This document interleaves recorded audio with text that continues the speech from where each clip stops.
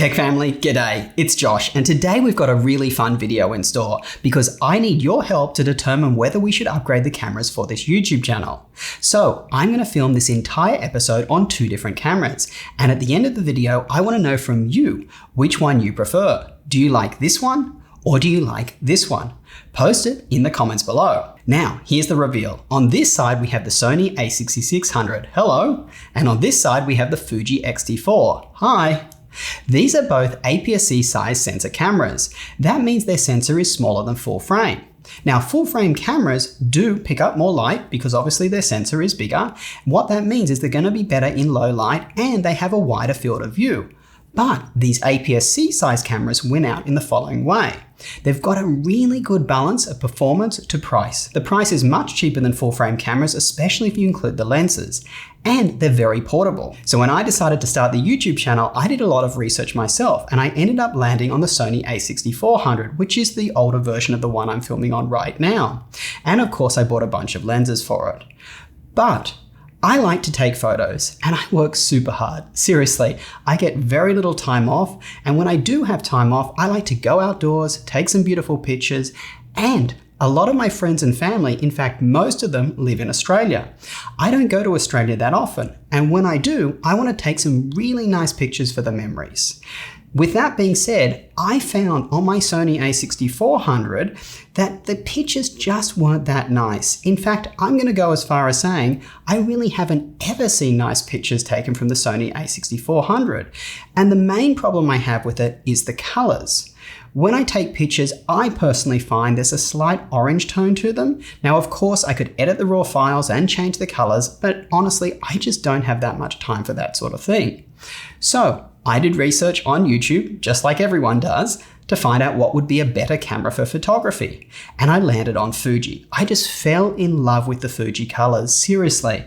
Now, at the beginning of the year, I had a major personal milestone and I wanted to buy myself something to celebrate that I would hold on for some time. So I bought the Fuji X-T3, the older version of the X-T4 I'm filming on now, and a bunch of lenses. But when I last traveled to Australia, I found I actually had to bring two camera setups. The X-T3 doesn't have a screen that enables you to see yourself while filming, so I had to bring a Sony setup with me as well. And the reason being, if I wanted to cover some tech news on the channel, I would have to film myself while away, and I couldn't do that on the X-T3. The Sonys, of course, have a complete flip-up screen, so I can see myself while filming. However, while I was away, Fuji announced their new camera, the X-T4, which has a flip-out screen, so I can see myself while away. So I returned the X-T3 and bought the X-T4, which I'm filming on right now. But I consider myself a bit of a minimalist. I want to have the least amount of material possessions possible to produce high quality videos. So why would I have two camera setups, the Fuji for photography and the Sony for videos? I would love to just get down to one setup. So that's what this video is all about, because I need your help to determine, can I shoot just off Fuji for my YouTube channel? So let's get started. What do you think of the colors? Do you like the Fuji better? Or do you like the Sony? Now on Sony, I actually film on picture profile 10, which is a log picture profile, and then color grade in the edit. Now on the Fuji, I'm hoping that I wouldn't have to do that step because it has this profile called a turn-up, which apparently straight out of camera has really great colors, which is what I'm filming on right now. So that could save me some time. The other thing of note is you're probably noticing a little bit of a difference in the focal length. I probably look a little bit more zoomed in on the Fuji than I do on the Sony. And the reason is the Sony is being filmed on the Sigma 30mm focal length f1.4 lens. Now on the Fuji, they don't have an equivalent prime lens to that Sigma lens. So I'm filming on a 35mm lens. So that's going to be a bit more zoomed in if the cameras are at the same distance. So what I've done to try and negate this for you is bring the Fuji back a little bit and the Sony in front a little bit. Hopefully I look somewhat similar between the two, but that will explain the difference for you all.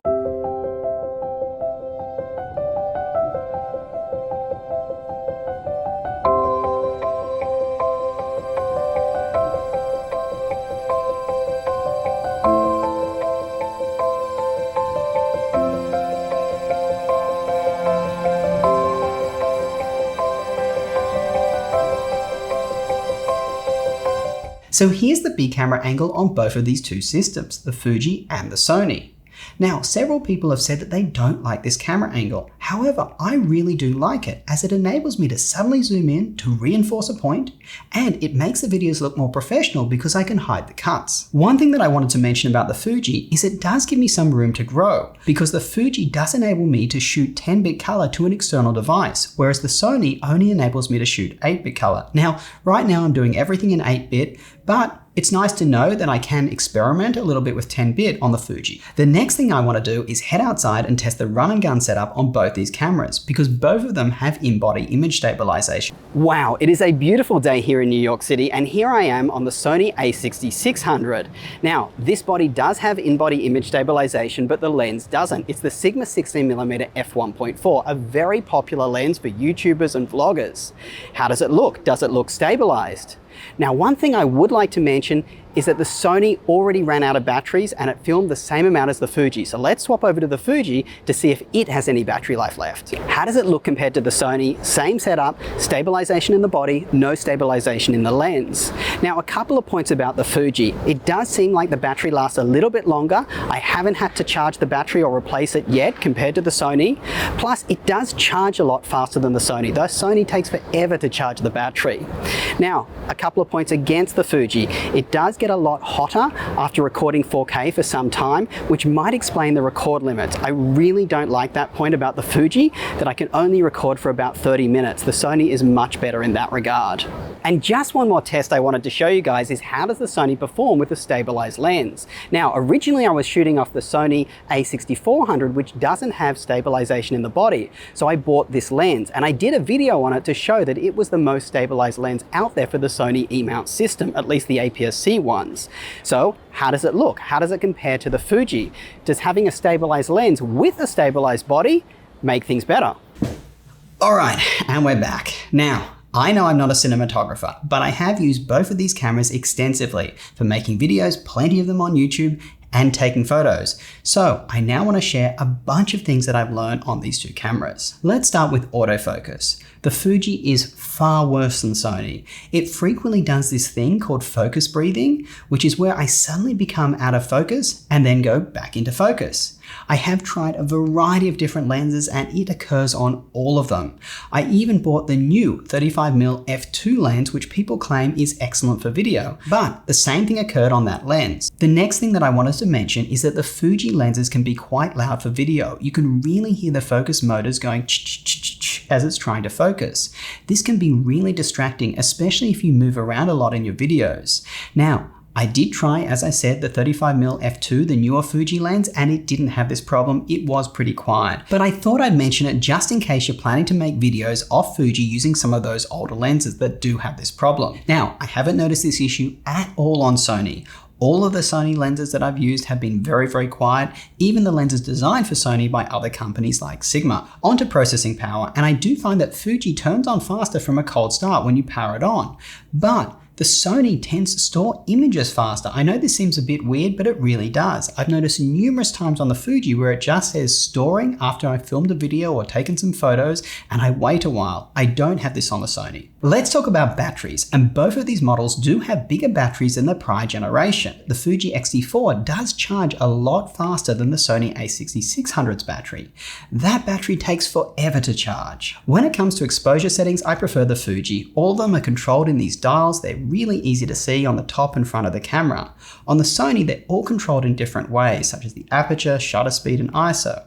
If you want to change the ISO, you press a menu button and scroll through. It's just not as usable as on the Fuji. The other thing I really like about the Fuji is having a D-pad. This enables me to easily move where the focus is going to be. On the Sony, you can do it, but it's using a dial that's actually used for something else, so it's a little bit tricky on how to do it. Let's now talk about ergonomics, and that's where I prefer the Sony over the Fuji. The main reason is that the Sony has a flip up screen and the Fuji has a flip out screen. So when I'm filming low down, like I frequently do, I'm holding the camera like this and I'm looking down at it. With the Sony, I can just flip the screen up like this to see what I'm doing. But on the Fuji, the screen flips out. So if I'm shooting low down, I can only hold it with one hand, which I find uncomfortable. That being said, the one thing I do like about the Fuji is having the SD cards on the side. On the Sony, I literally have to take the camera off the tripod to access the SD cards, which is annoying. So let's wrap up. Both of these are excellent cameras. I'm very lucky to have each of them. However, they're not perfect and they each have different pros and cons. But what I want to know is, which do you prefer? Do you like the Fuji or do you like the Sony? Let me know in the comments below. Anyway, folks, that's all for today. If you like this video, you know what to do. Smash that subscribe button, click the thumbs up and the notification bell. It shows your appreciation for the incredible amount of work that goes into making these. Until next time, I will catch you later.